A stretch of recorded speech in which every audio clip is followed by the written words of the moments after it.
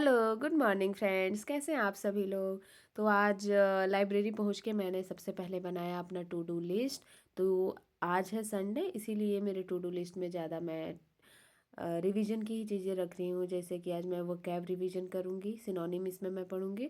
और फैटमैन से मैं स्टैटिक जीके को पढ़ूँगी। और फिर मैं रीजनिंग, मैथ और इंग्लिश का मॉक लगाऊंगी फॉर सीजीएल, एसएससी सीजीएल 2026 के लिए।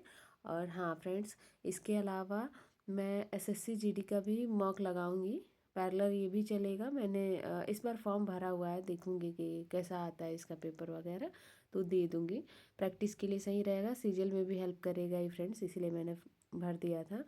और चलिए, आज मैं टाइमर लगा के पढ़ूंगी वो कैब, इसलिए मैं यहाँ पे टाइमर लगा रही हूँ फ्रेंड्स। सही रहेगा टाइमर लगा के पढ़ने से। तो चलिए फ्रेंड्स, पढ़ाई करते हैं। टाइमर भी शुरू हो चुका है। और फ्रेंड्स, मुझे आप लोगों से एक बात शेयर करनी है। मैंने अपना एमटीएस का पेपर दे लिया, और एमटीएस के पेपर में मेरा इंग्लिश बहुत अच्छा गया है फ्रेंड्स।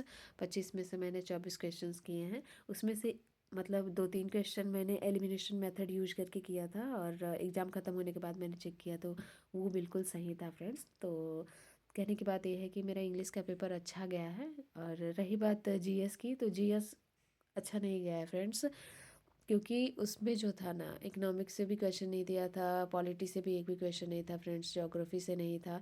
और ज़्यादा क्वेश्चन जो थे वो करंट अफेयर्स से थे फ्रेंड्स। और करंट अफेयर 2019-20 मतलब बहुत पुराना पुराना दिया था, इसीलिए थोड़ा सा दिक्कत हो गया है फ्रेंड्स मुझे। और स्टैटिक जीके से भी दिया था फ्रेंड्स, डांस वगैरह कुछ नए नए नाम दे दिए थे, तो थोड़ा सा मुझे दिक्कत हो गया था। बस अब देखते हैं कि क्या होता है। इंग्लिश तो मैंने अच्छा दिया है फ्रेंड्स। और रही बात मैथ रीजनिंग की, तो वो तो क्वालिफाइंग था, लेकिन फिर भी मैथ का रीजनिंग का भी मेरा पेपर बहुत अच्छा गया है। बस दिक्कत आएगी फ्रेंड्स, तो वो जीएस की वजह से ही आएगी, इसीलिए मैं स्टैटिक जीके पे ध्यान दूंगी फ्रेंड्स। तो अभी मैं परमार सर के बुक से स्टैटिक जीके पढ़ रही हूँ फ्रेंड्स। आप लोग भी बताइएगा कि आप लोगों का एमटीएस का पेपर कैसा गया है, और खासकर जीएस वाले क्वेश्चंस आप लोगों के शिफ्ट में कैसा आया था फ्रेंड्स। एक्चुअली मेरा एमटीएस का एग्ज़ाम लास्ट में एकदम पड़ा था, तो इसीलिए शायद ऐसा क्वेश्चन बना दिया होगा। इतना प्रैक्टिस की थी मैं इकोनॉमिक्स का, पॉलिटी का, जोग्राफी के सारे सेक्शंस की मैंने प्रैक्टिस की थी फ्रेंड्स। लेकिन ज़्यादातर क्वेश्चंस करंट अफेयर से आए थे और स्टैटिक वाले से आए थे फ्रेंड्स। तो अब से मैं जीएस पे भी ध्यान दूंगी। और फ्रेंड्स, क्या आप लोग भी सीजीएल के अलावा और एग्ज़ाम देते हैं, लाइक एस एमटीएस हो गया, सीएचएसएल हो गया, जीडी हो गया, तो मुझे कमेंट सेक्शन में बताइएगा। मैं नहीं देती थी फ्रेंड्स पहले, लेकिन मुझे लगा कि नहीं, देना चाहिए सब एग्ज़ाम भी। सीजीएल में तो हेल्प मिलेगी फ्रेंड्स, और एक्स्ट्रा पढ़ने की कोई ज़रूरत तो है नहीं, मॉक लगा लेंगे हो जाएगा। सीजीएल की तैयारी में तो सब हो ही जाएगा फ्रेंड्स। तो मैंने स्टैटिक जीके पढ़ने के बाद आज से स्टार्ट किया है सीजीएल 2026 का मॉक लगाना। तो अभी मैं सोच रही थी कि यहाँ पे मैं चैप्टर से स्टार्ट करती हूँ, कोई चैप्टर उठा करके। तो मैं रीजनिंग का चैप्टर वाइज मॉक स्टार्ट की, लेकिन बहुत इजी लग रहा था फ्रेंड्स। तो कल से मैं सेक्शनल मॉक ही दूंगी रीजनिंग का फ्रेंड्स। और यहाँ पे मैं वही मॉक दे रही हूँ।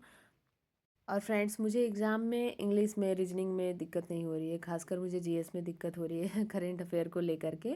और रही बात मैथ की, तो मैथ भी ठीक है मेरा, लेकिन बस स्पीड का इशू आ जा रहा है फ्रेंड्स, थोड़ा सा स्पीड कम है। तो देखते हैं, प्रैक्टिस करते हैं ताकि स्पीड बढ़ जाए फ्रेंड्स। मेन तो स्पीड है एग्ज़ाम में। आते हुए भी क्वेश्चन छूट जाते हैं स्पीड ना होने की वजह से, तो स्पीड पे काम करूँगी मैं। और आप लोग भी जितना हो सके ज़्यादा से ज़्यादा प्रैक्टिस कीजिए, क्योंकि एग्ज़ाम हॉल में बैठने पे क्वेश्चन पढ़ा हुआ ही होता है, लेकिन ऑप्शन देख करके कन्फ्यूजन क्रिएट हो जाता है। तो ये लैक ऑफ प्रैक्टिस की वजह से ही होता है। मैंने एग्ज़ाम दिया तो मुझे पता चला कि हाँ, मैं पढ़ी हूँ, लेकिन मुझे कन्फ्यूजन क्रिएट हो रहा है। तो इसका मतलब मुझे ज़्यादा से ज़्यादा प्रैक्टिस करने की ज़रूरत है। तो अब से मैं अपने इन्हीं सब चीज़ों पे काम करूँगी फ्रेंड्स, जो मैं मिस्टेक करके आई हूँ। कोशिश करूँगी कि इसको मैं दोबारा ना दोहराऊँ। और फ्रेंड्स, आज मैंने रीजनिंग का 5 चैप्टर का मॉक दिया।